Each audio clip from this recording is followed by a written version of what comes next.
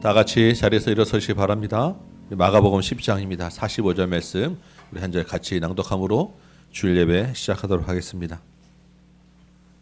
인자가 온 곳은 섬김을 받으려 함이 아니라 도리어 섬기려 하고 자기 목숨을 많은 사람의 대속물로 주려 함이니라. 아멘. 거룩하시고 천지 만물의 주인 되시는 우리 하나님 아버지, 하나님의 크신 사랑으로 우리가 이 자리에 서게 되었습니다. 그 아들 예수의 섬김으로 우리가 이 자리에 서서 주님을 높여드리게 되었습니다. 이 예배 가운데 주님 크게 영감 받아 주옵소서. 구원의 기쁨이 살아있게 하여 주옵소서. 살아계신 하나님을 만나고 경험하는 시간 되게 하여 주옵소서. 예수님의 이름으로 기도합나이다. 아멘. 사도신경으로 신앙 고백드립니다. 나는 전능하신 아버지 하나님 천지의 창조주를 믿습니다. 나는 그의 유일하신 아들 우리 주 예수 그리스도를 믿습니다. 그는 성령으로 잉태되어 동정녀 마리아에게서 나시고 본디오 빌라도에게 고난을 받아 십자가에 못 박혀 죽으시고 장사된 지 사흘 만에 죽은 자 가운데서 다시 살아나셨으며 하늘에 오르시어 전능하신 아버지 하나님 우편에 앉아 계시다가 거기로부터 살아있는 자와 죽은 자를 심판하러 오십니다. 나는 성령을 믿으며 거룩한 공교회와 성도의 교제와 죄를 용서받는 것과 몸의 부활과 영생을 믿습니다. 아멘. 앉으시기 바랍니다. 94장 우리 찬송합니다.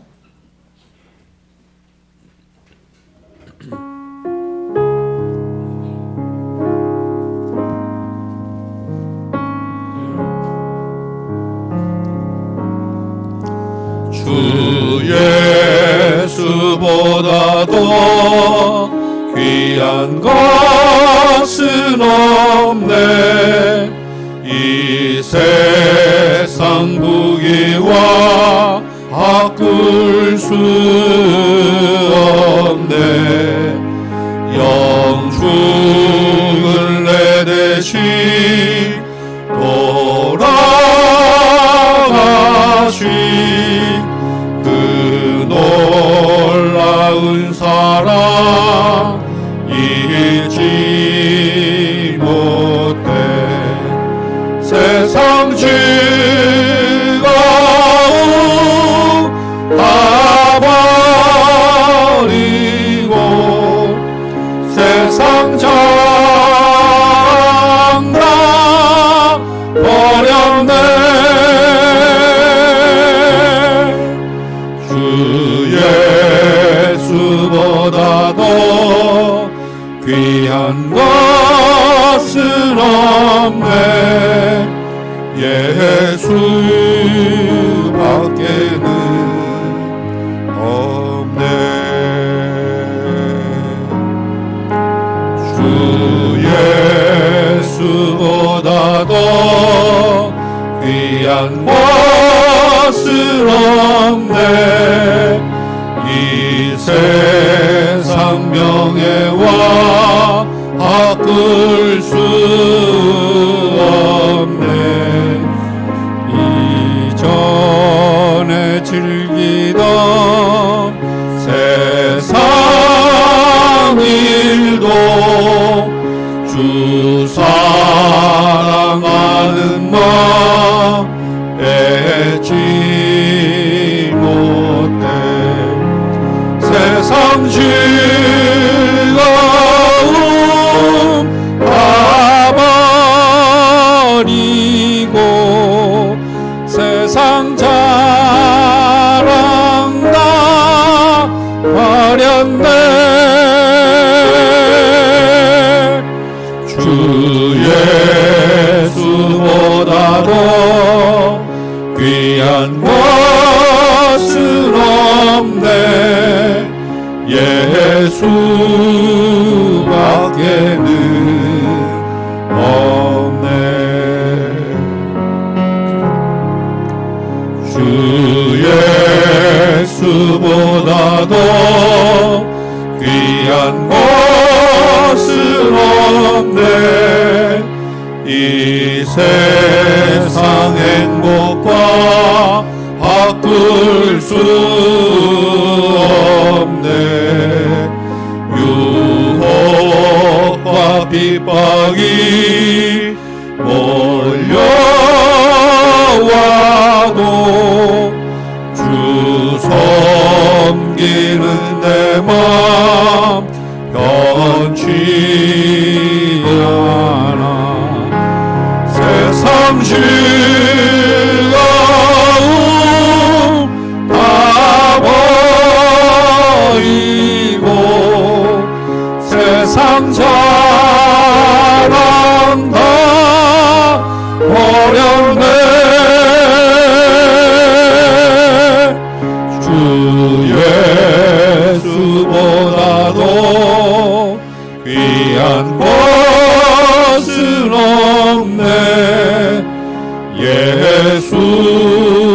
수밖에는 없네.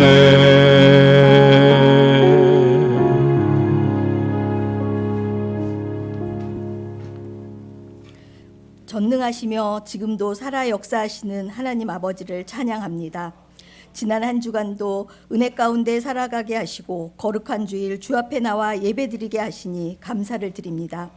2월의 첫 주일을 보내며 우리의 삶을 돌아볼 때 새해 첫 마음의 결단과 다짐이 흐트러지고 세상과 타협하며 믿음을 온전히 지키지 못했음을 고백합니다. 십자가에 달리신 독생자 예수 그리스도를 통해 우리에게 모든 죄를 용서하신 하나님의 사랑을 마음에 새기고 다시금 죄된 길로 걸어가지 않도록 성령님께서 우리의 심령을 붙잡아 주옵소서. 치유자 되시는 능력의 하나님 아버지, 일상 가운데 불현듯 찾아오는 두려움 가운데서 벗어나게 하시고 주님의 뜻을 헤아릴 줄 아는 영성과 분별력을 더해 주셔서 어렵고 힘든 시기를 인내와 담대함으로 이기게 하여 주옵소서. 질병과 가난, 굶주림, 인간관계에서 오는 갈등, 환경 폐기로 인한 재해, 나라 간의 대립과 분열이 가득한 이 땅 위에 화해와 위로의 은혜를 허락하여 주셔서 하나님의 평화가 임할 수 있도록 인도하여 주옵소서. 세우신 대통령과 위정자들을 도우시사 갈등으로 치닫는 정책 가운데 거짓과 탐욕을 버리게 하옵소서. 이 나라의 공의와 정의가 회복되게 하시고 특별히 경제적 침체로부터 벗어나 다시 번영의 축복을 누리게 하여 주옵소서. 분단의 아픔을 간직하며 살아가는 이 땅의 아픔을 기억하사 대화와 화해의 시도로 이끌어 주시고 무력 도발과 위협으로부터 지켜주시며 북녘 땅에 살아가는 백성들에게 도우시는 손길을 허락하여 주옵소서. 몸된 다음 교회를 눈동자같이 지켜주시는 하나님 아버지, 올 한 해 우리 교회가 세운 비전과 목표가 주님의 뜻 안에서 이루어지게 하옵소서. 사람의 생각과 계획, 판단은 내려놓게 하시고 온전히 하나님께 맡기는 교회가 되게 하옵소서. 부욕케 하시며 자유케 하시는 하나님의 복음을 전하는 아름다운 교회가 되게 하시고 절망 가운데 억눌린 삶을 살아가는 자들에게 빛과 생명을 전하는 교회가 되게 하여 주옵소서. 소그룹 모임 가운데 믿음의 교제와 신앙의 성장이 있게 하시며 각자의 주어진 직분과 사명에 충성하고 주어진 말씀으로 살아내는 성도들이 되게 하여 주옵소서. 어린이부터 학생 청년부에 이르기까지 다음 세대들이 말씀과 기도로 양육되게 하시고 교사들의 헌신과 수고가 열매 맺게 하여 주옵소서. 이번 2월에 있을 성경 강좌와 학생 청년부 수련회를 위해 기도합니다. 성경 강좌를 통하여 말씀을 들을 자들을 많이 불러 모아 주시고 이번 방학 기간 동안 다음 세대들이 말씀을 상고하고 기도 가운데 영적 체험을 하게 하시고 인격적인 예수 그리스도를 만날 수 있도록 은혜 내려 주셔서 하나님의 사랑 가운데 구별된 자녀들로 변화시켜 주옵소서. 담임 목사님과 홍 목사님께서 맡겨진 사명을 이루어갈 수 있도록 능력과 은혜를 더하여 주시고 오늘 말씀을 선포할 때 성령의 은혜를 부어주셔서 듣는 자마다 하나님의 위로를 경험하게 하시고 깨닫는 역사가 있게 하여 주옵소서. 오늘도 방송을 통해 예배드리는 분들의 마음을 위로하여 주셔서 이곳과 동일한 하나님의 은혜를 허락하여 주옵소서. 날마다 우리 삶 가운데 역사하시는 예수님의 이름으로 기도합니다.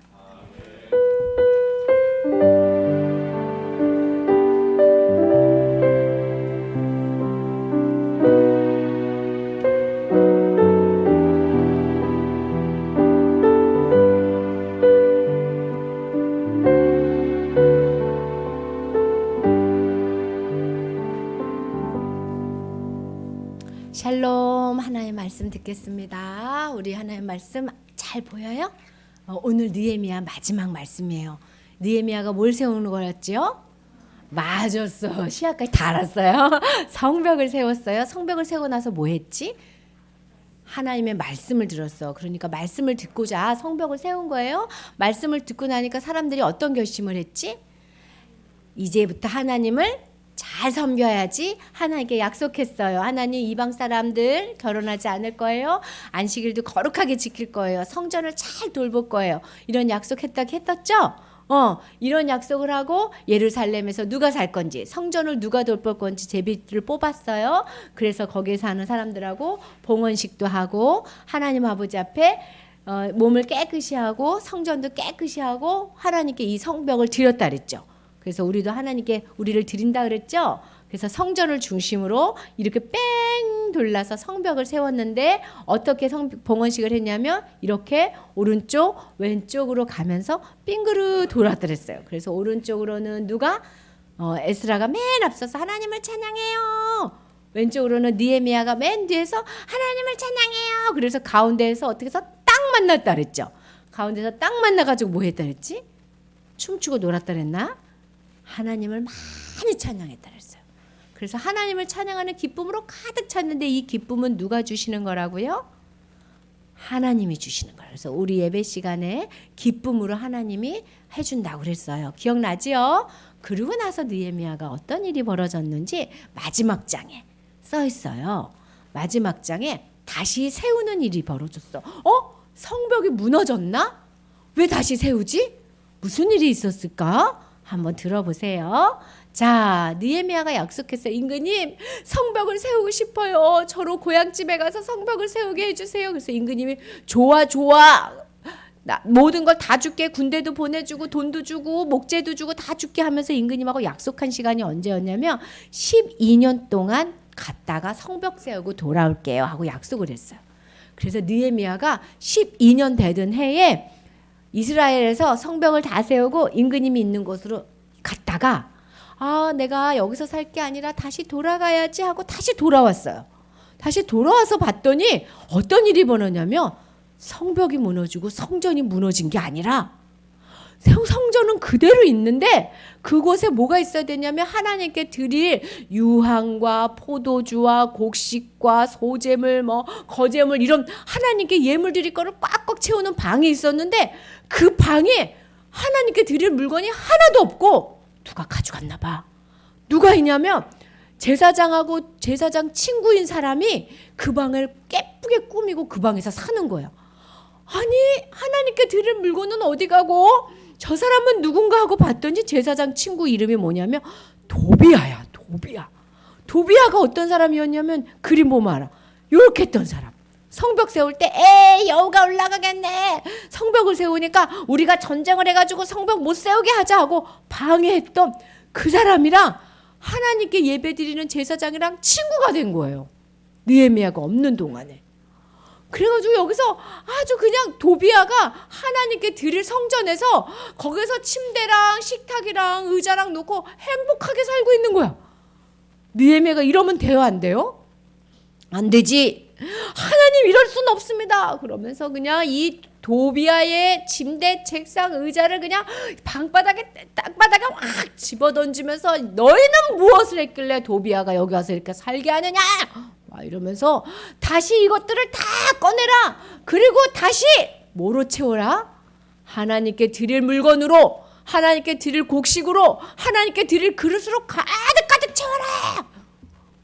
느헤미야가 막 소리를 지르니까 예 하고 막 그 방을 막 치우고 있었는데 느헤미야가 보니까 누구도 없냐면 하나님께 돌아가면서 제사 지낼 레위인과 하나님께 노래하기로 약속한 레위인들 있잖아요. 제비 뽑은 사람들.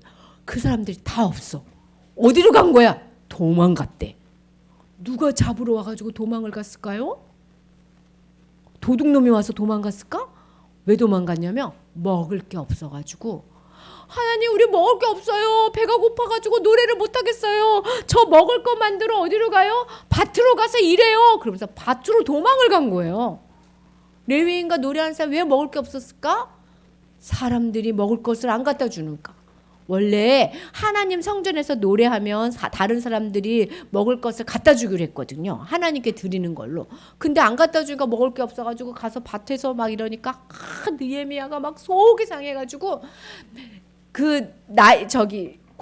힘이 있는 사람들, 귀족들, 임금님 밑에서 힘 있는 사람들을 다 불러서 너희들이 레위인과 노래하는 사람들을 챙기지 않으니까 성전에서 예배가 끊어지고 하나님께 드릴 제사가 끊어지지 않았느냐. 어서 데리고 오고 어서 채워라. 그래가지고 느헤미야의 말씀에 따라서 봐봐. 아까 도비아가 차지했던 방이 하나님께 드릴 그릇으로 다 채워주고 제사장들도 다 채우고 너가 여기 있는 거 관리해 하고 관리자도 세우고 하나님께 뭐를 회복했어요? 성전을 다시 회복한 거예요. 그래서 하나님 이렇게 얘기한 거. 하나님, 우리가 성전을 잘 돌보기로 약속한 거 그거 제가 회복했어요. 하나님, 제가 어떻게 했는지 잘 기억해 주세요. 그리고 나서 감사하다 하고 딱 뒤를 돌아보니까 어떤 일이 있었냐면 세상에 성벽에 안식일에 우리 안식일을 잘 지키기로 약속했는데 안식일에 사람들이 곡식도 나르고 장사도 하고 물고기도 두로 사람들이 와서 팔고 막 성벽 밑에서 안식일날 막 장사를 하는 거예요. 아니, 안식일을 하나님께 거룩하게 지키고 그랬는데 이렇게 장사를 하면 어떻게, 안식일에는 안 돼 하고 막 바깥으로 내쫓고 안식일에 와서 장사하는 사람이 들어오지 못하도록 성벽 문을 닫아라! 그리고 딱 경비병을 세웠어. 그땐 장사하는 사람들이 안식일에 들어오려고 그러니까 문이 딱 닫혀 있으니까 다시 가야 되는데 에이, 문 열면은 들어가서 장사해야지 하고서 성벽에서 자꾸 자는 거예요. 그러니까 그냥 느헤미야가 성벽 문 바깥으로 나가가지고 너희들이 여기 와서 장사한다고 여기서 자꾸 안식일을 지키지 못하게 장사를 하면 이제부터 너희를 잡아갈 거야.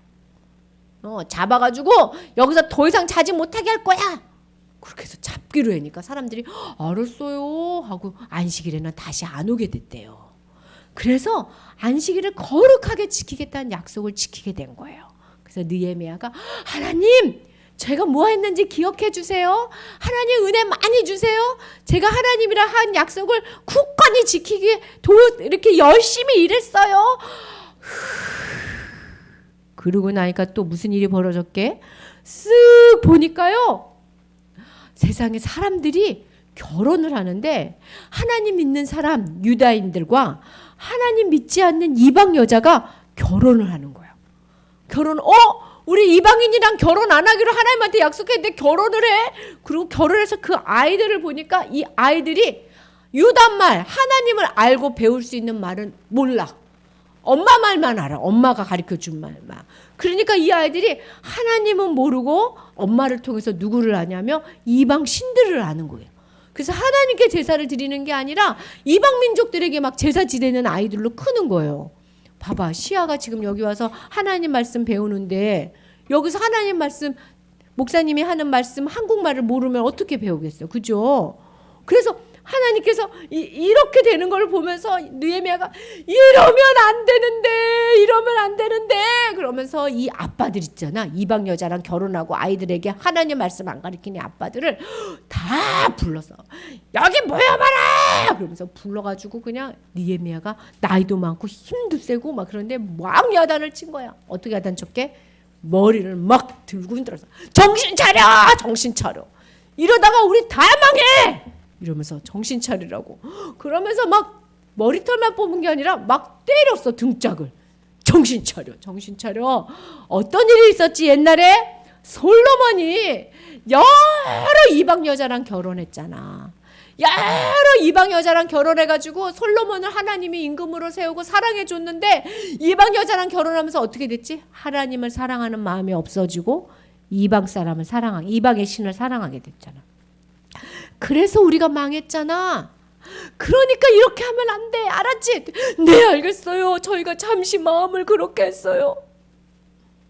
그래서 느헤미야가 하나님, 이방 여자랑 결혼하지 않겠습니다 하고 약속한 걸 지키기 위해서 제가 이렇게 했어요. 하나님 기억해 주세요. 하나님 은혜 베풀어 주세요. 느헤미야가 와서 망가진 걸 다 어떻게 했을까요?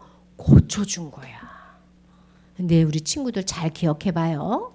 원래 사람들이 하나님한테 약속했어. 억지로 약속했어. 자원하는 마음으로 제가 할게요 이랬어요. 자원하는 마음으로 자기가 스스로 제가 할게요 하고 약속했어요. 이방 사람이랑 결혼하지 않겠습니다. 안식일을 거룩하게 지켰습니다. 성전을 잘 돌보겠습니다. 제가 할게요 이렇게 약속했는데 느헤미야가 12년 됐을 때 살짝 돌아갔다 왔더니 어떻게 됐어? 그 사이에 마음이 샥 변했어. 느헤미야는 12년 된 약속을 지켰는데 백성들은 약속을 싹 잊어버린 거야. 그리고 다시 어떻게 했어? 이방 여자랑 결혼했죠. 안식일도 안 지켰죠. 성전을 잘 돌보지도 않았어요. 잘 생각해봐. 우리 친구들, 우리가 하나님을 사랑하는 마음이 있어요. 하나님을 사랑하는 마음이 있는데 이 마음이 흔들려요. 없어지기도 하고 어쩔 때는 점점점 작아져서 안 보이기도 해. 이 마음이 커질 때도 있는데 살다 보면 이 마음이 쪽쪽쪽쪽쪽쪽쪽쪽쪽쪽쪽 없어지기도 해. 왜 그럴까? 그래, 맞았어. 어떻게 알았지? 사탄이 계속 우리 마음을 뺏어가. 근데 우리가 사탄을 따라가면 어떻게 될까? 점점 생각이 없어지는 거죠. 우리 마음을 이렇게 흔들려. 하나님, 내가요 제자 캠프 가서 은혜 많이 받고 이제 하나님 열심히 할게요. 성경책 열심히 읽을게요. 이제 예배 잘 드릴게요. 이렇게 해도 그 마음에 스르륵 없어지는 거야. 아, 예배 드리기 귀찮다. 이렇게. 근데 그것을 잡는 거를 어려운 말로 다 같이 읽어보세요. 시작. 개혁이라고 그래. 개혁. 이건 뭐냐면 하나님을 사랑해서 했던 행동들이 없어질 때 하나님을 다시 왕으로 섬기겠습니다.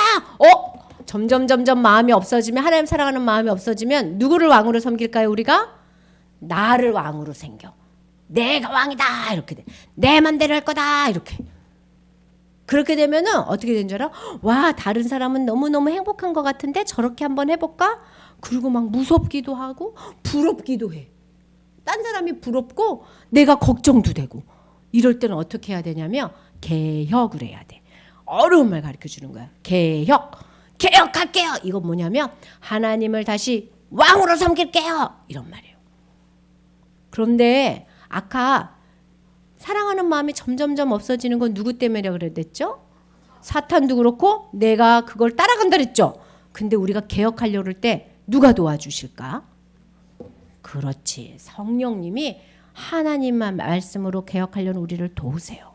그래서 하나님, 내가 사랑하는 마음이 없어지려고 그래요. 하나님, 내가요 자꾸 두려운 일이 생겨요. 걱정되는 일이 생겨요. 근심과 걱정이 돼요. 자꾸 하나님보다 다른 사람이 자꾸 보여요. 이럴 때 성령님 도와주세요. 개혁하겠습니다. 내가 받은 은혜를 다시 기억하겠습니다. 하나님이 섭섭해하는 건 은혜를 잊어버리는 거예요. 은혜를 잊어버리는 거. 그렇지? 전 목사님도 하나님을 사랑하는 은혜도 잊어버리고 다른 사람에게 받은 은혜도 자꾸 잊어버리고 자꾸 잊어버려. 점점 나이가 들수록 점점 심해지는 것 같아. 그런데 자꾸 개혁해야 돼. 자, 한번 해볼게. 예나야, 제자 캠프에서 받은 은혜 기억나요? 그 기쁨 기억나요? 다시 생길 수 있도록 하나님 도와주세요. 기도해야 돼. 예배에 하나님께 집중할 수 있게 도와주세요. 자, 우리 한번 손에 가슴에 이렇게 손 얹자. 지영이도 기억나요? 잊어버리지 않게 눈 감으세요. 하나님, 나 개혁하게 해주세요 라고 기도할 거예요. 따라하세요. 하나님, 제가 하나님 사랑합니다. 그런데 자꾸 잊어버려요. 내 마음을 개혁합니다. 성령님 도와주세요. 다시 하나님을 왕으로 섬기게 해주세요. 예수님 이름으로 기도합니다. 아멘. 아멘. 감사합니다. 네, 우리 암송 말씀 합시다. 우리 이번 주에는 잠언 말씀 한 구절 하려고 합니다. 네, 잠언 16장 9절. 네. 많이 잘 아시는 유명한 말씀이죠. 같이 한번 읽어볼까요? 시작. 사람이 마음으로 자기 길을 계획할지라도 그의 걸음을 인도하시는 이는 여호와시니라. 예, 한번 다시 한번 읽어봅니다. 시작. 사람이 마음으로 자기의 길을 계획할지라도 그의 걸음을 인도하시는 이는 여호와시니라. 아멘. 예, 아까는 개혁이고 여기는 계획이고 비슷하죠. 한번 외워보도록 합니다. 연습 한번 해보세요. 네. 사람이 마음으로 자기의 길을 계획할지라도 인도하시는 여호와시니라. 아멘.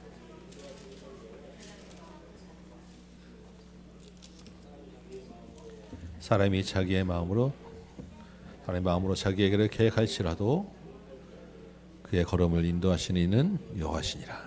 아멘. 사람이 마음으로 자기의 길을 계획할지라도 그의 걸음을 인도하시는 이는 여호와시니라. 아멘.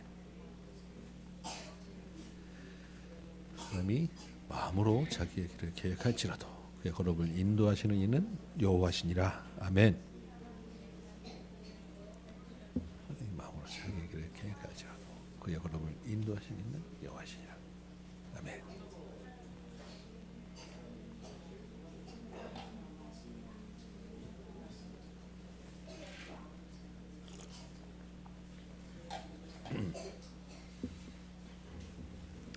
사람이 마음으로 자기의 길을 계획할지라도 그의 걸음을 인도하시는 여호와시니라. 우리 같이 한번 연습 한번 해봅시다. 소리 내서. 준비됐습니까? 시작. 사람이 마음으로 자기의 길을 계획할지라도 그의 걸음을 인도하시는 이는 여호와시니라. 아멘. 한 번만 더 해볼까요? 시작. 사람이 마음으로 자기의 길을 계획할지라도 그의 걸음을 인도하시는 이는 여호와시니라. 아멘. 네, 우리의 걸음 누가 인도하신다고요? 여호와가 인도하시는 것입니다. 네, 일어나서 한번 같이 해봅시다.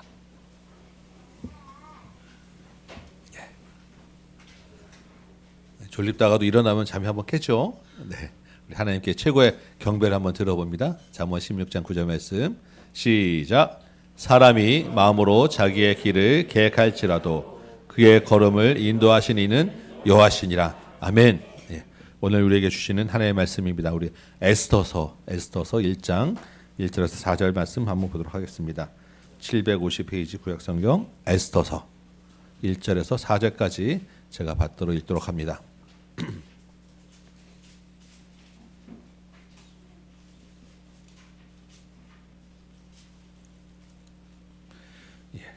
이 일은 아하수에로 왕 때에 있었던 일이니 아하수에로는 인도로부터 구스까지 127지방을 다스리는 왕이라. 당시에 아하수에로 왕이 수산궁에서 즉위하고 왕위에 있은 지 제3년에 그의 모든 지방관과 신하들을 위하여 잔치를 베푸니 바사와 메대의 장수와 각 지방의 귀족들과 지방관들이 다 왕 앞에 있는지라.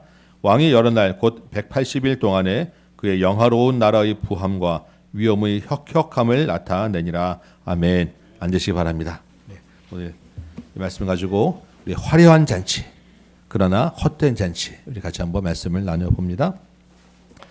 예, 우리 새해가 벌써 한 달 지나고 2월 첫 주가 되었습니다. 우리 예수님처럼 자라는 온전한 가정, 우리 올해의 비전이었죠. 그래서 이 비전을 잘 기억하기 위해서 우리가 어떻게 했습니까?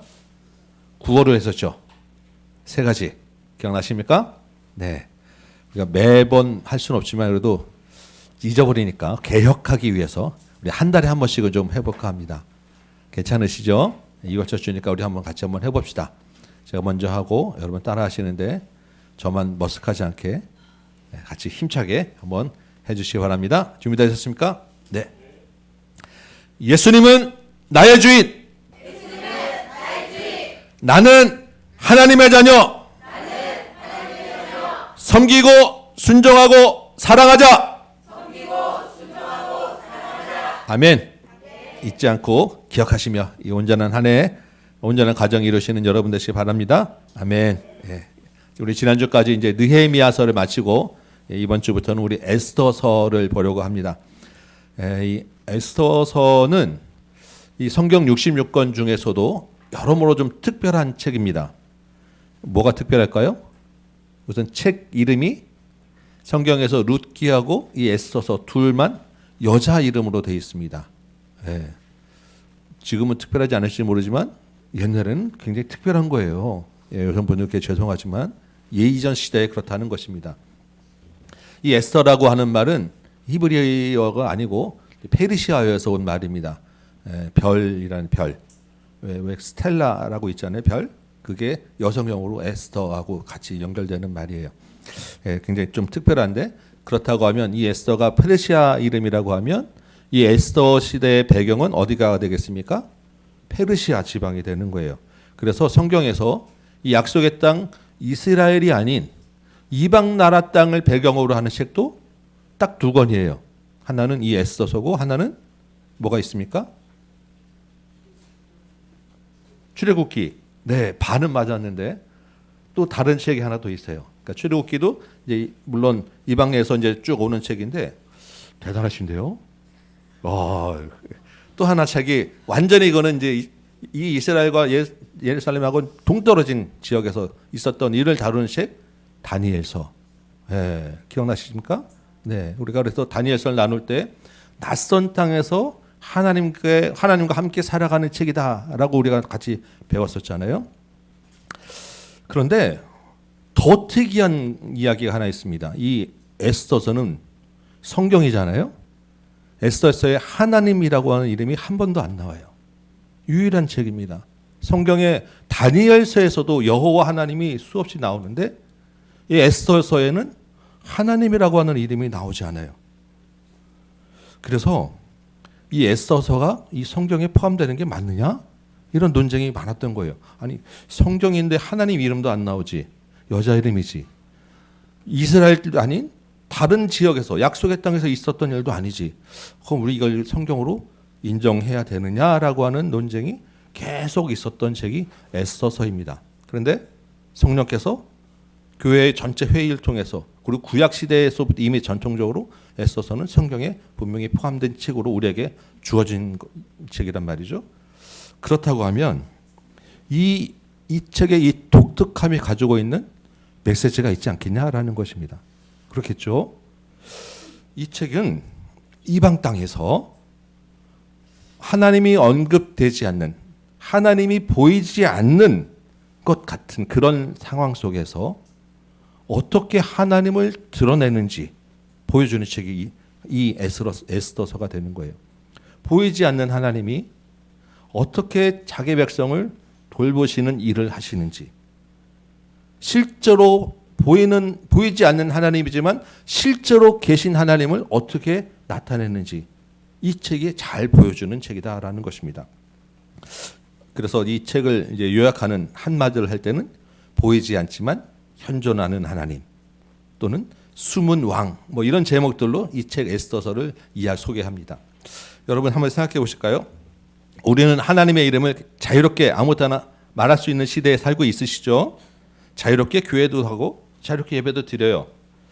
그런데 실제로 우리가 아주 많은 시간을 보내는 여러분의 직장이나 학교나 삶의 터전에서 우리가 하나님이라는 말을 꺼내는 게 안 되지는 않는데, 그렇죠? 근데 실제로 우리의 삶의 그 직장에서 하나님이 언급되거나 하나님이 개입할 부분이 별로 많으십니까? 아마 거의 많지 않으실 거예요. 중간중간에 의도적으로 식기도 한번 잠깐 하는 거, 또는 특별한 뭐가 있을 때 그래 나는 그래도 교회 다녀 정도 얘기하는 거 말고, 여러분 전도하기로 작정해서 하는 거 말고, 일반적으로 일하실 때, 여러분의 전문적인 분야에서 일하실 때 실제로 하나님이라는 이름을 이야기하는 그 직장 동료 가운데 사회 관계에서 언급할 일 아마 거의 없으실 거예요. 여러분의 일을 막 할 때는 여러분의 가지고 있는 전문적인 지식을 다 동원해서 이 모든 사회 조직에서 돌아가는 그 일대로 할 때 하나님이 거기에 개입할 부분이 별로 안 느껴지실 겁니다. 이 땅도 이런데 하물며 아직 이 땅에, 이 세상에는 북한도 있고 이슬람권도 있고 종교의 자유가 없는, 그래서 정말로 하나님을 말할 수 없는 땅도 아직도 많이 있어요. 여러분 그렇다고 하면 우리 직장에는 하나님이 안 계시겠습니까? 우리 직장 일에서는 하나님이 일하지 않으시겠어요? 북한이나 이슬람권이나 종교의 자유가 억압받고 있는 땅에서는 하나님은 안 계시다고 우리가 말할 수 있습니까? 아니겠죠. 하나님은 숨어 계신 것 같고 응답하지 않으시는 것 같지만 실제로는 가장 열심히 일하시는 분이 하나님이다. 이 에스더서가 그 얘기를 하고 있는 거예요.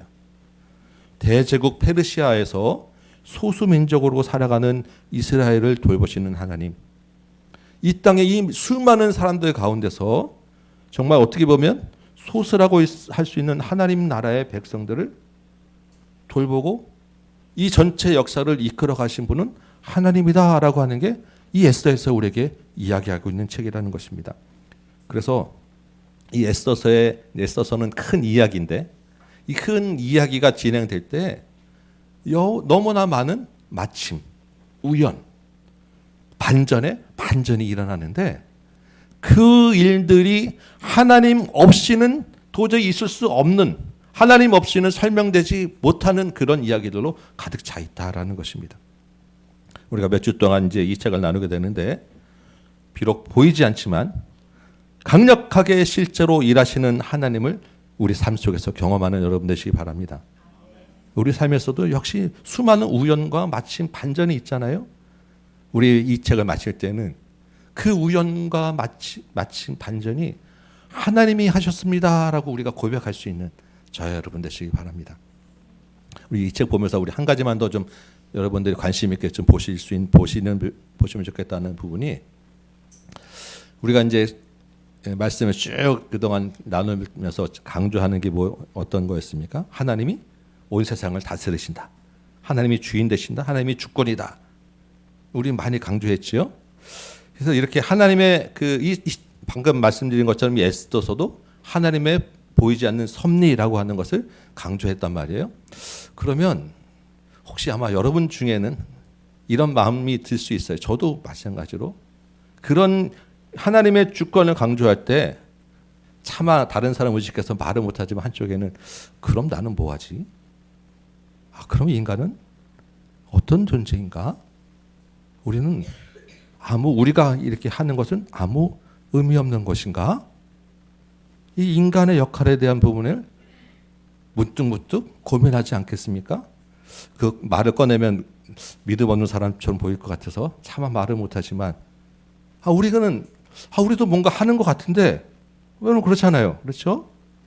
이 에스더서가 거기에 대한 모습들을 같이 이야기를 하고 있어요. 이 책의 주인공이라고 할 수 있는 에스더 모르드게라고 하는 사람도 마찬가지 똑같은 상황이에요.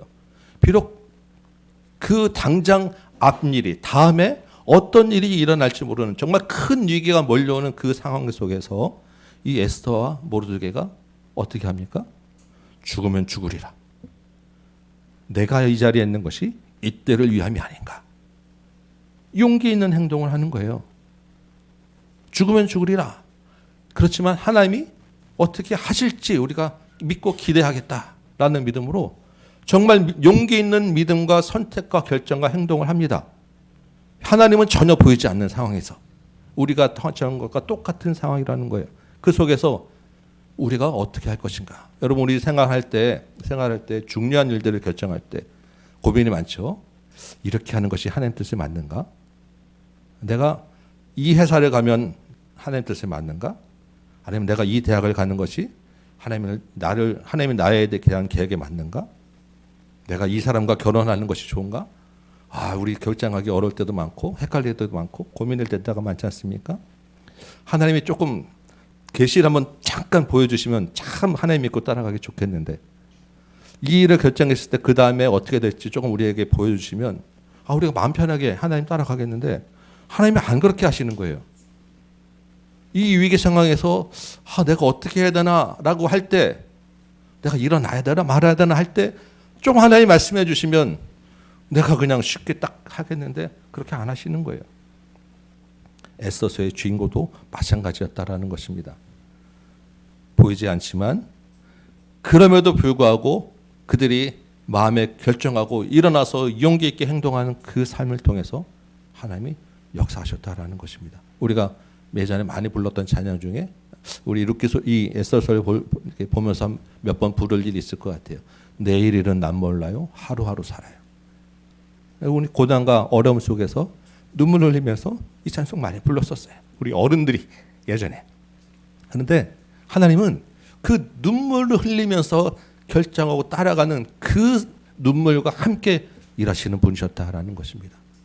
여러분 이 에스더서를 보면서 여전히 우리는 내일을 알 수 없는 불확실한 가운데 살아가게 될 것이고 그 가운데서 또한 선택과 결정을 해야 될 것이고 그 가운데서 우리가 또한 어떤 의미 있는 일들을 해야 하는 상황에 몰릴 거예요.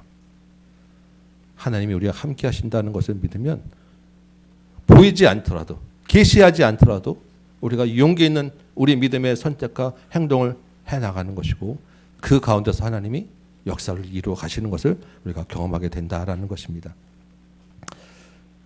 다윗이 정말 무모해 보이는 돌 몇 개 가지고 골리앗 앞에 나갔었어요. 우리가 보게 됐지만 에스더가 죽음을 무릅쓰고 왕 앞에 나아가는 선택을 합니다. 보이지 않는 하나님이 우리와 함께 계신다는 것을 믿고 믿음의 편에서 용기 있는 행동을 하시는 여러분 되시기 바랍니다. 그 믿음을 배워가는 이 시간들 되시기 바랍니다.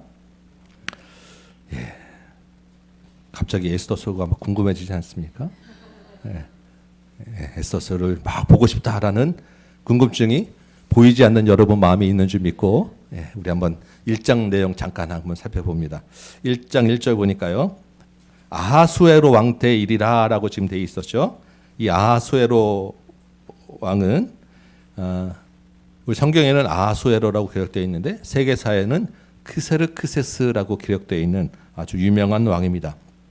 이 아하수에로 왕 때가 연도로 치면 시대적으로는 BC 485년에서 465년까지 통치했던 왕이라고 이제 기록되어 있는데 이러면 우리가 감이 잘 안 오죠. 여러분 에스라와 느헤미야 시대 때 우리 지난주까지 봤던 그 에스라 느헤미야 시대 때 페르시아 왕이 누구였습니까? 아닥사스다. 기억나시죠? 이 아닥사스다 왕이 몇 년부터 몇 년까지냐면 464년부터 425년이에요. 아까 지금 이 아하수에로가 몇 년부터 몇 년까지라고 잊어버리셨죠? 486년부터 그 뒤에가 465년까지. 그럼 아닥사스다가 464년부터 바로 바로 전 왕이라는 이야기예요. 고레스 칙령이 538년에 있었어요. 그렇죠? 그래서 1차 포로 귀환을 했습니다. 그리고 한 50여 년이 지났어요. 아직 2차 포로가 돌아가기 전, 에스라와 느헤미야가 활동하기 전, 그 사이에 있었던 이야기가 이 에스더서라고 하는 이야기입니다. 이제 대충 이제 감이 오시죠? 근데 이때 이 아하수에로 왕 때는 페르시아의 거의 최전성기에 해당하는 때여서 이 영토가 동쪽으로는 인도부터 시작해서 서쪽으로는 저기 아프리카 북부에 이렇게까지 세계사 딱 지금 다 나오지 않습니까? 페르시아라고 하는 정말 그 대제국의 전성기에 해당하는 그때가 이 아하수에로 왕 때였다라고 하는 거예요. 그 아하수에로가 왕이 된 지 3년에 2절 3절 보니까 모든 지방의 신하들, 장수들, 각 귀족들을 다 불러 모아서 잔치를 베풀어요. 왕이 베푸는 잔치니까 얼마나 화려했겠습니까? 근데 이 잔치가 무려 180일, 반년 동안 잔치가 계속되는 거예요. 아니 이런 지도자들을 한꺼번에 다 모아놓고 잔치를 하면 나라는 누가 지키겠습니까? 그래서 이게 이 사람들을 다 모일 수도 없고 한 지역별로 그룹별로 계속 돌아가면서 왕이 오늘은 이쪽 사람들, 내일은 저쪽 사람들, 내일은 저 멀리 있는 사람들 돌아가면서 잔치를 하다 보니까 그게 180일 걸렸다는 거예요. 왕은 계속 그대로 있고 그렇게 돌아가면서. 근데 아무리 돌아가면서라고 해도 사실 왕이 180일 동안 잔치하고 있다는 건 보통 일이 아닙니다. 그렇죠? 그리고 이 180일 동안 그 화려한 잔치들을 다 할 수 있는 정도로 그 왕의 재력과 부귀와 권세가 대단했다는 얘기를 지금 하고 있는 거예요. 그래서 4절 끝에 뭐라고 되어 있냐면 그의 영화로운 나라에 이 페르시아 왕의 그 부함과 위엄의 혁혁함이 이러했다라고 지금 기록하고 있어요. 여러분 이 성경에서 이 4절 말씀을 여러분 잘 한번 이 의미를 기억하셔야 돼요. 아하수에로 왕의 절대 권력과 부함이 얼마나 대단한지 지금 성경이 따로 한 절을 빼서 기록하고 있는 거예요. 인도에서 구스까지 127도를 다스렸다라고 기록한 것도 지금 계속해서 이 왕에 대한 이야기를 할 때 이 왕이 대단한 왕이다. 이 왕의 힘이 정말로 세다. 나라의 부가 엄청나다. 계속해서 강조하는 얘기들을 반복해서 지금 하고 있는 거예요. 아니 180일 동안 잔치했다는 얘기가 왜 기록됐겠습니까? 성경이 거기에 강조점을 두고 있기 때문이에요. 이 에스더서를 보면 특별히 잔치가 굉장히 많이 나옵니다. 잔치로 시작해서 잔치로 끝나요. 모든 사건들이 다 잔치에서 시작해서 잔치로 끝나는데 이 잔치가 그냥 친목 도모하는 정도의 간단한 회식이 아닙니다. 자기의 힘이 얼마나 대단한지를 나타내는 그런 자기 과시 기념 행사가 바로 잔치였어요. 180일 동안 나라 모든 장수들을 다 동원해서 잔치하고도 모자라가지고 5절 보니까 왕이 이번에는 자기가 있는 그 수도 도성의 백성들을 위해서 7일 동안 잔치를 또 베푸는 거예요. 무슨 의미일까요? 180일 동안 잔치 뒷바지 하느라고 수고했어 하고 또 자기 백성들을 모아놓고 자기가 사는 그 지역 사람들 모아놓고 또 잔치를 베풀어 주는데 그 잔치 내용이 이렇습니다. 막 각종 화려한 장식들 다 하고 보석을 깔아놓고 금잔으로 마시게 하고. 근데 그 금잔의 모양들이 다 달라요. 왜 잔의 모양들이 왜 다 다르냐면 각 지방 민족들을 정복한 데서 뽑아 가져온 잔들을 다 사용하기 때문에. 그러니까 그 안에는 예루살렘 성전에서 가져온 금잔도 포함되어 있겠죠. 이 자체가 지금 다 왕이 나 이런 사람이야라고 하는 것을 과시하는 그런 잔치를 하고 있는 거예요. 그 왕이 너무나도 풍부해서 왕이 내리는 술이 어주가 끊이지 않고 계속 공급되었다라고 하는 것입니다. 8절에 보니까 마시는 것도 법도가 있어서 이렇게 마셔라고 조서를 내서 법을 정했다는 얘기예요. 법에 무슨 내용이냐면 억지로 하지 않게 해라. 억지로 마시지 않게 해라라고 하는 것입니다. 여러분 우리 군대나 우리 이제 일반적인 그 회식 자리에서 보면 요즘은 많이 좀 없어졌겠지만 제일 높은 데에 있는 사람이 딱 잔두고 일어나서 한마디 하면 어떻게 됩니까? 밑에 줄줄줄줄 다 일어나서 같이 그냥 다 계속 마시고 한마디 하면 네 하고 이렇게 하지 않습니까? 이때 페르시아 때 그 절대 권력의 왕이 베푸는 잔치는 오죽했겠어요? 그래서 이 기록에 하면 왕이 일어서 마시면 무조건 다 같이 해야 되는 것이 법도였다고 하는데 이 페르시아 왕이 특별히 이번 잔치는 그렇게 하지 마.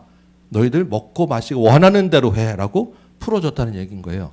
이 무슨 또 얘기겠습니까? 나 이렇게 관대한 사람이야. 나 이렇게 백성들을 사랑하는 사람이야 라는 것을 과시하는 잔치가 또 이 잔치였다라고 하는 것입니다. 성경이 지금 이 짧은 몇 절 안 되는 그 절수를 기록하는데 무엇을 지금 계속 강조합니까? 아수에로가 얼마나 대단한 사람인지, 얼마나 절대 권력인지, 그 부함과 영토와 권세가 얼마나 대단한지에 집중해서 지금 매 절들을 기록해 오고 있는 거예요. 그런데 성경이 이렇게 자기 대단한 왕이라고 강조하는 이유가 있겠죠. 왜 그렇겠어요? 반전이 있기 때문입니다. 그렇게 자기 과시하고 대단해 보이는 아하수에로 얼마 안 있으면 굴욕을 맛보게 될 거야.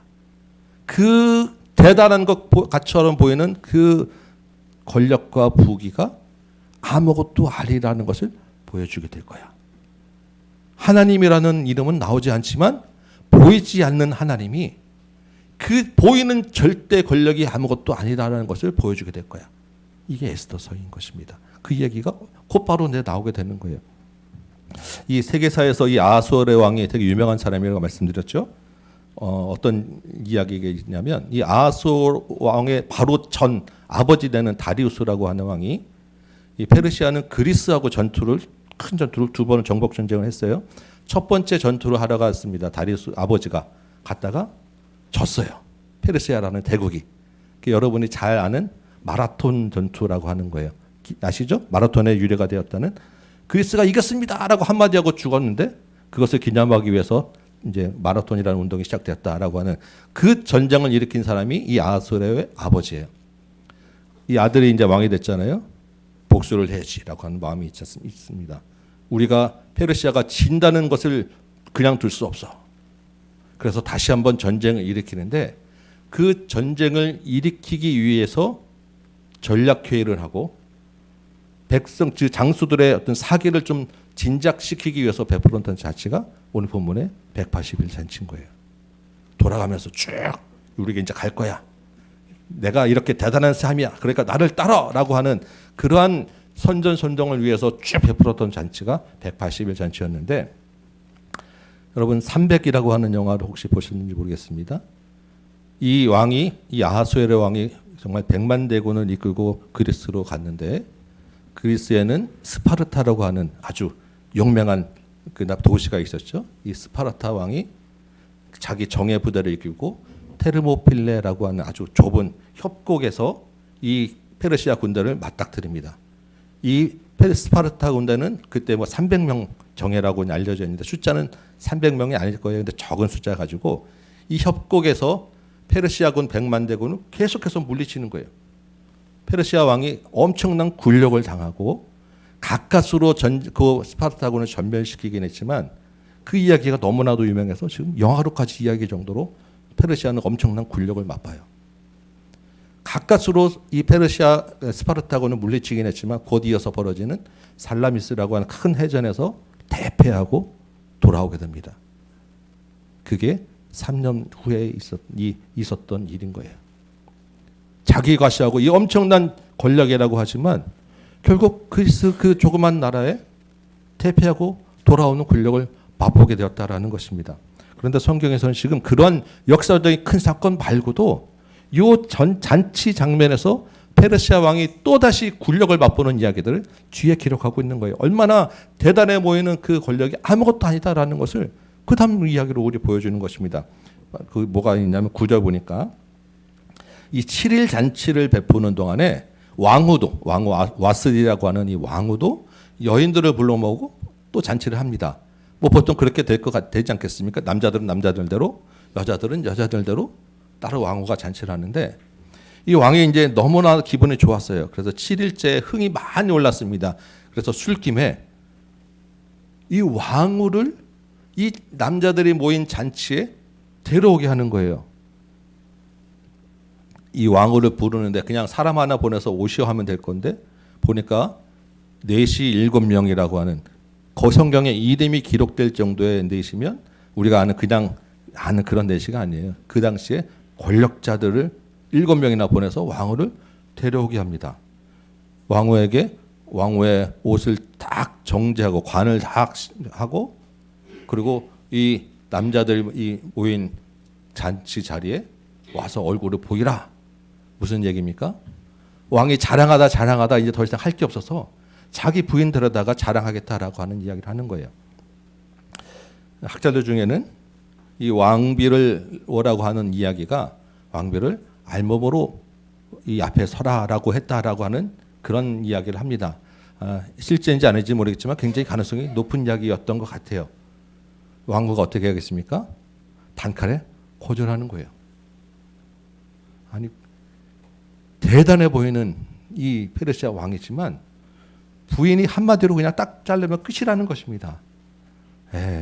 왕이 엄청난 굴욕을 맛봤겠죠. 창피했을 거 아니겠습니까? 흥이 막 돋아서 왕비야 우리 오라 그랬는데 아이 뭐 싫어요 못 가겠어요라고 한마디로 잘라버리니까 왕이 마음에 진노가 불붙듯이 일었다라고 지금 성경에 기록하고 있어요. 그런데 문제는 그러고 이제 잔치가 끝나면 사실 그냥 왕이 부부간에 한번 싸운 걸로 끝나면 되는데 왕이 그렇게 못하고 그 당시에 이 페르시아의 현자들이라고 하는 지혜로운 사람들한테 물어봅니다. 이 일을 어떻게 법으로 처리할 법이 있는가? 어떻게 하면 좋겠는가? 물어봤더니 그 당시에 그 최고 권력 신하 중에 최고 권력자라고 하는 사람이 왕에게 이야기하는데 왕이요 이거는 왕이 지금 가만히 있으면 안 됩니다. 이건 왕 혼자만의 문제가 아니라 페르시아 전체 남자의 쪽팔림입니다. 왕이 지금 그러고 가만히 있으면 페르시아의 모든 여자들이 남편들을 우습게 볼 것입니다. 여러분 말이 됩니까? 그럼 어떻게 하면 좋겠습니까? 했더니 왕비를 물러나게 해야 됩니다. 모르겠습니다. 아마 그 뒤에 왕비의 집안과 이 사람들 집안에 어떤 권력 싸움들이 배후가 또 있었을 수 있겠죠. 많이 있겠지만 적어도 이 정도의 그런 판단을 할 수 있는 판단을 하는 사람들이 그 대제국의 왕이고 그 나라의 현자였다라는 것이 얼마나 우습습니까? 근데 왕이 또 그 이야기를 듣고 그래야 되겠습니다라고 해서 각 지방의 전 백성들한테 조서를 내려요. 이제부터 각 집안은 남편이 다스리게 할 것이다. 언제는 남편이 안 다스렸습니까? 그거를 꼭 왕이 그렇게 조서를 내려서 각 집안에 다 퍼뜨려야 되겠습니까? 받아보는 백성들이 얼마나 황당하겠습니까? 이게 무슨 얘기인 거야? 개 중에는 여자가 또 말이 좀 센 집안도 있겠죠. 이게 뭐야? 라고 하면 끝인 거예요. 참 너무나도 어이없는 일인데 이것이 그 절대 권력을 과시하는 페르시아 왕과 그 권력자의 실제 모습이라는 거예요. 페르시아 왕이 자기 마음대로 모든 것을 다 할 수 있을 것 같지만 실제로는 자기 말로 할 수 있는 게 아무것도 없었어요. 부인도 마음대로 못했고 어떤 결정을 하려면 꼭 신하들한테 물어봐야 되고 법이 무엇인가 따져야 되고 그래서 그 말대로 따라하는 꼭두각시였다라는 것이고 그나마도 그런 결정들이 정말로 이렇게 어이없고 말도 안 되는 분별력 없는 일들을 행하는 그런 사람이었다라는 게 지금 성경의 이야기인 것입니다. 지금 1장의 잔치 얘기가 무슨 이야기를 합니까? 이 화려한 잔치가 얼마나 헛된 잔치이냐 그 이야기를 하는 거예요. 하나님이 없는 세상의 모든 자기 과시와 절대 권력과 부라고 하는 것은 이렇다라는 거예요. 그 뒤에 그 화려함 뒤에 숨어 있는 진짜는 아무것도 아니다라고 지금 성경이 이야기하고 있는 것입니다. 그런데 우리가 지금 이런 세상에 살고 있다라는 것입니다. 우리뿐만 아니라 역사대대로 하나님이 없는 세상은 다 이래 왔다라고 이야기하는 거예요. 여러분 성경에 예수님이 하신 말씀 있으시죠? 어리석은 부자가 창고에 곡식을 가득 채워놓고 잔치를 베푸며 배를 두드리고 있으니까 예수님이 뭐라고 하셨다고요? 어리석은 자요. 오늘 밤에 내가 네 생명을 취하면 이것이 무슨 소용이 있느냐. 예전에 제가 잠언 21장 1절 말씀 우리 같이 한번 나눴던 기억이 납니다. 이런 말씀이었어요. 왕의 마음이 여호와의 손에 있음이 마치 본물과 같아서 그가 임의로 인도하시느니라. 우리가 암송했던 말씀 기억나시죠? 사람이 마음으로 자기 길을 계획할지라도 인도하시는 이는 여호와시니라. 아무리 절대 권력과 부를 다 가지고 있는 왕이라고 할지라도 실제로 그 마음을 움직이는 것은 여호와 손에 달려 있다라는 것입니다. 세상 모든 일이 다 그렇다는 거예요. 그런데 마치 자기 마음대로 할 수 있는 것처럼 자기를 마음껏 과시하고 자랑하고 내세우는 것이 바로 어리석은 인간의 모습, 이 땅의 현실이다라고 지금 성경이 말씀하고 있는 거예요. 여러분, 우리가 아하수에로 왕 정도는 돼야 그래도 자기 과시할 만하다고 혹시 여러분 생각하시겠습니까? 나는 뭐 가진 것도 없고 내가 뭐 그렇게 자기 과시했겠냐라고 여러분 혹시 생각하십니까? 재벌집 막내들도 아니고 내가 국회의원 한 것도 아니고 의사 검사처럼 뒤에 사자 붙는 직업 가진 것도 아니고 그렇지 않습니다, 여러분. 세상은 끊임없이 자기 자신을 과시하는 사람들로 가득 차 있어요. 이 세대는 그리고 자기를 잘 개발해서 드러내는 것이 미덕이다라고 지금 가르치고 부추기고 있는 시대에 살고 있습니다. 우리가 그렇게 자기를 과시하는 사람 앞에는 너무 쉽게 무릎을 꿇어요. 그 편에 줄 서려고 서로 먼저 가까운 데 줄 서려고 다툴 정도입니다. 어떻게든 그 도움 좀 받아보자고 하는 건 아니겠어요? 학벌 따지고 학연, 지연, 뭐 동문, 뭐 직업, 재산, 지위 다 따지면서 조금이라도 내가 다른 사람에게 얕잡아 보이지 않아야 돼. 뭔가 내세워야 되니까 짝퉁 명품이라도 들으려고 난리야 하는 거 아니겠습니까? 우리 사회에 정말로 많은 잔치가 있어요. 여러분, 대학 잔치, 자격증 잔치, 아파트 잔치, 자동차 잔치, 명품 잔치, 대기업 잔치, 외모 잔치, 별의별 잔치가 여러분 이 땅에 가득 차고 있는 것이 우리 현실이고요. 그 잔치 어느 한 구석이라도 끼려고 아둥바둥하는 것이 이 땅의 사람들의 삶의 한 부분입니다. 그런데 그 안에는 우리 크리스찬도 다 포함되어 있다라는 거예요. 얼마 전에 제가 잘 아는 장로님 권사님 부부, 우리 장로님 권사님 아닙니다. 밖에 있는 다른 장로님 권사님 부부가 이런 얘기를 하시는 거예요. 사석에서 이야기를 하는데 자녀를 결혼시키는데 조건을 꼭 봐야 된다는 것입니다. 어떤 조건? 상대방 집안 조건. 수준이 맞아야 된다는 거예요.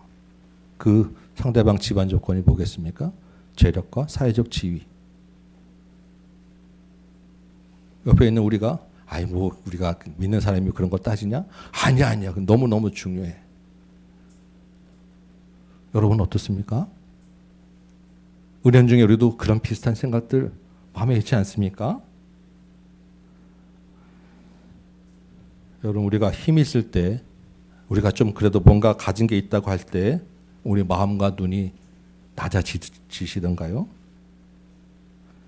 나는 아무것도 아니라고, 모든 게 다 하나님이 주신 것이라고 정말 진심으로 그렇게 생각이 되시던가요? 반대로 내가 좀 힘이 없고 가진 것 없어서 무시당할 때 여러분 많이 슬퍼하시고 원통해하시고, 나는 좀 어디 좀 도움받을 데 없는가? 여러분 여기저기 찾아보시지 않으셨습니까?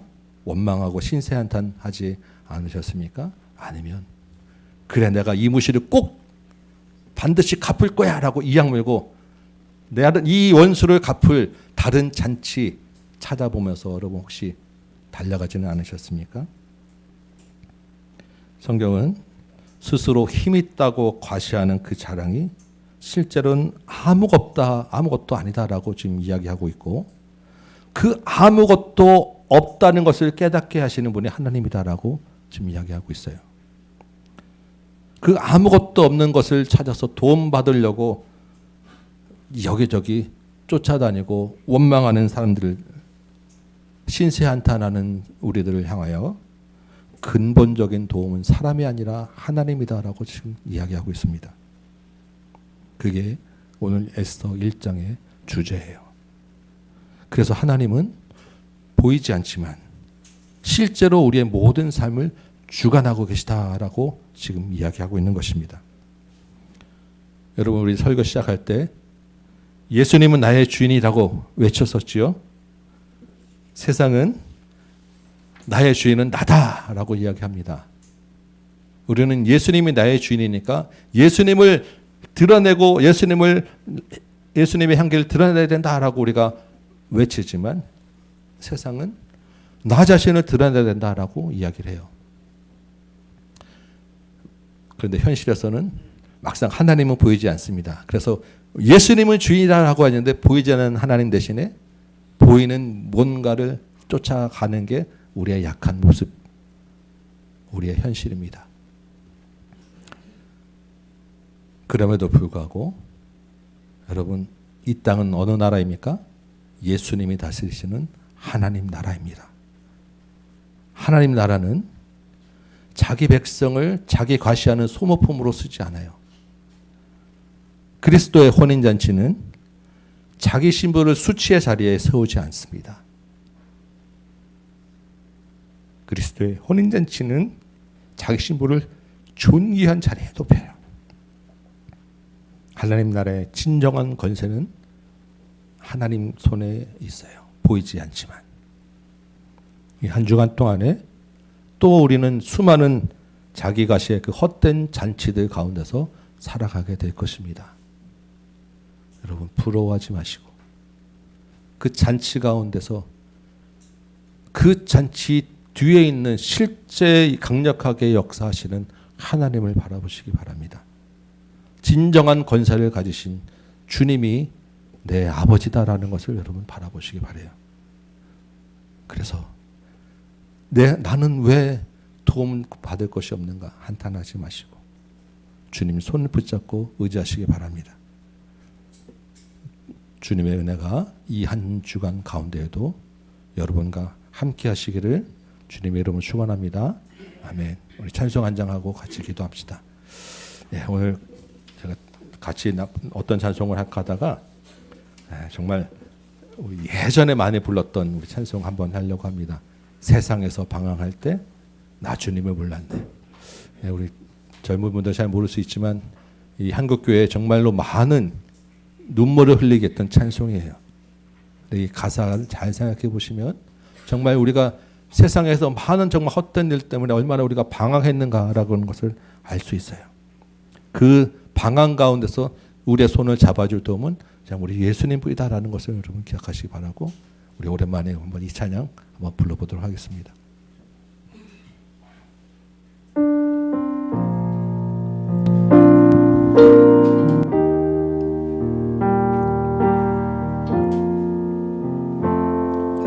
세상에서 방황할 때 세상에서 방황할 때 나 주님을 몰랐네.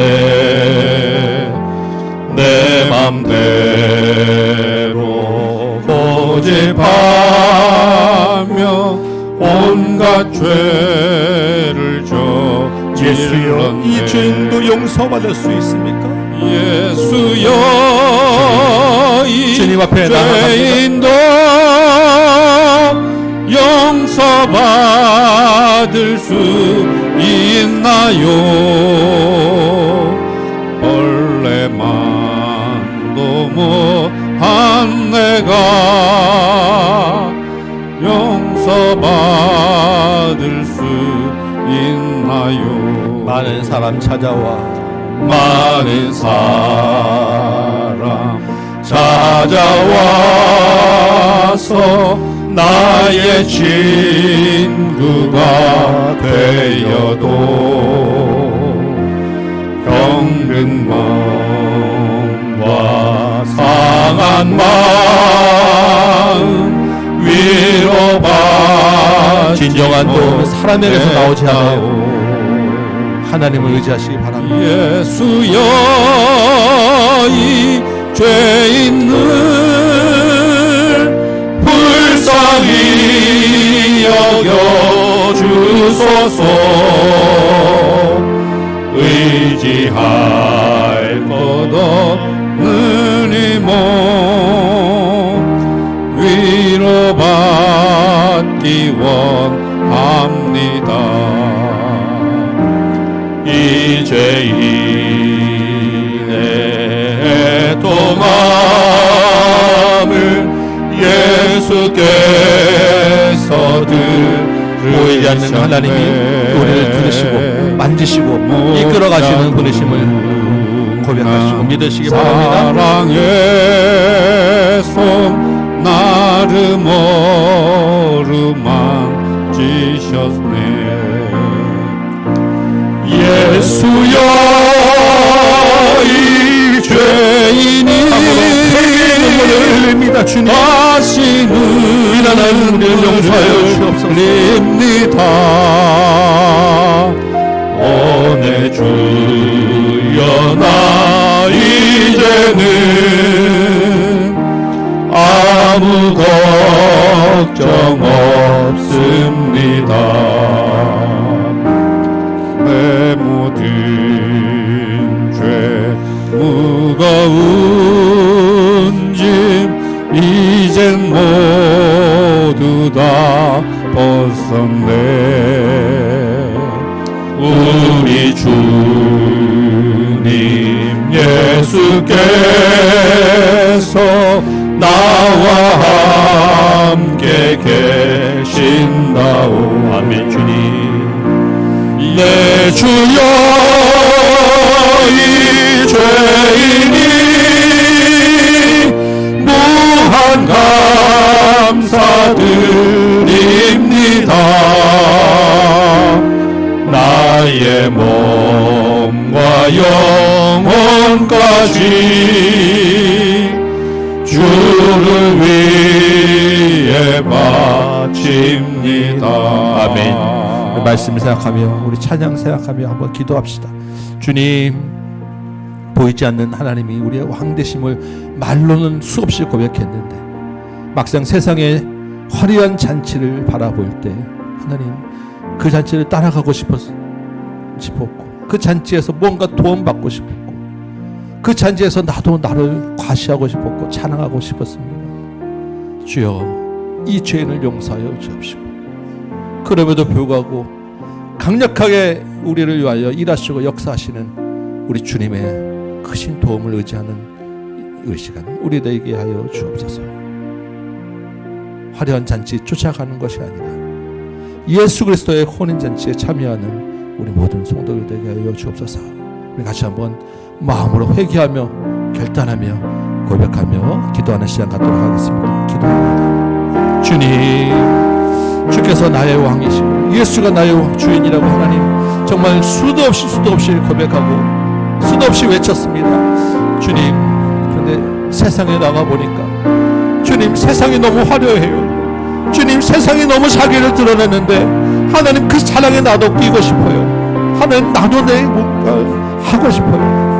하나님, 근데 실제로는 하나님, 내가 내 힘으로 되지도 않고 거기에 끼어도 내게 도움되지도 않고 나를 도와줄 하나님 어떤 힘도 없었음을 고백합니다. 하나님, 그래서 눈물 흘리며 하나님 나는 왜 이거밖에 안 돼요 원망하고 한탄하고 주님 어디 계십니까 주님 많이 눈물 흘리며 부르짖었던 모습을 고백합니다. 하나님 이 잔치 하나님 나의 것이 아님을 고백합니다. 세상은 헛된 것을 따라가는 이 잔치 가운데서 하나님 우리 주님 참된 도움 되시는 우리 주님 참된 왕 되시는 우리 주님 바라보게 하여 주옵소서. 오직 우리 예수 그리스도만 붙잡게 하여 주옵소서. 나의 사랑은 오직 주님만 되게 하여 주옵소서. 하나님 이 병든 마음 아버지 하나님 상한 마음은 하나님 어느 누구도 위로할 수 없었어요.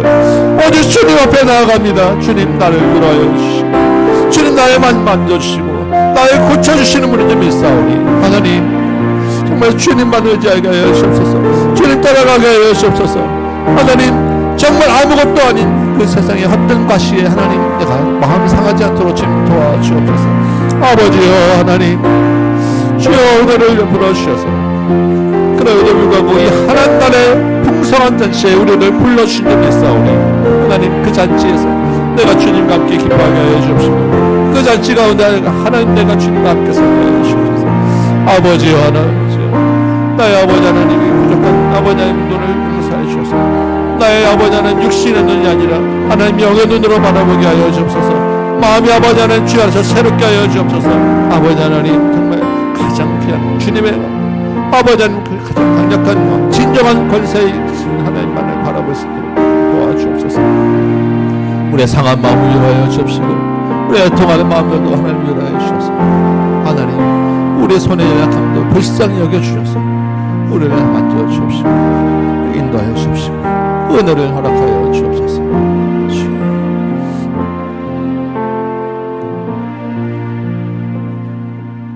고맙고 감사하신 아버지 하나님 참으로 하나님이 나의 주인이고 왕이 되시고 이 세상을 다스리는 천지의 주인이심을 고백합니다. 그동안 우리가 입술로는 수도 없이 예수가 나의 주인이라고 고백했지만 주님 막상 세상의 그 화려함 속에서 하나님 그 자랑을 따라가고 싶었고 자기 과시하고 싶었고 도움 받고 싶어 했음을 고백합니다. 우리 미련함도 용서하여 주옵시고 우리의 영적인 눈을 열어주셔서 그리스도의 혼인잔치에 하나님 나라의 풍성한 잔치에 하나님 우리를 있게 하여 주옵소서. 우리의 어리석음을 용서하시고 정말 아무것도 아닌 그 헛된 잔치 따라가지 아니하도록 주님 우리 마음도 주장하여 주옵소서. 애통하고 상한 마음 병든 몸 주님 어디서도 위로받을 수 없었음을 고백합니다. 우리 그리스도 예수의 그 보혈의 손 주님의 그 따뜻한 은혜로 주님 위로하여 주옵시고 상한 마음 만져 주옵시고 회복시켜 주옵소서. 이제 다시 세상에서 살아갈 때에는 또다시 많은 잔치들 가운데서 우리가 살아갈 수밖에 없는데 우리의 육적인 눈은 가려주시고 영의 눈만 열어주셔서 그리스도와 함께 이 길 갈 수 있도록 도와주옵소서. 그럼에도 불구하고 또한 생업에 필요한 은혜가 있사오니 주님 복 내려 주옵시고 수고하고 애쓰는 손길들에게 하나님 은혜를 베풀어 주옵시고 부하지도 아니하지만 가난하지도 아니하도록 우리의 쓸 것들 공급하여 주옵소서. 이제는 우리 구주 예수 그리스도의 은혜와 하나님 아버지의 크고 무한하신 사랑하심과 성령님의 감화 감동 역사하심이 여기 모인 모든 심령들 머리 위에 각 가정 위에 죄 없는 제단 위에 선교의 현장 위에 이제부터 영원토록 함께 계실지어다. 아멘.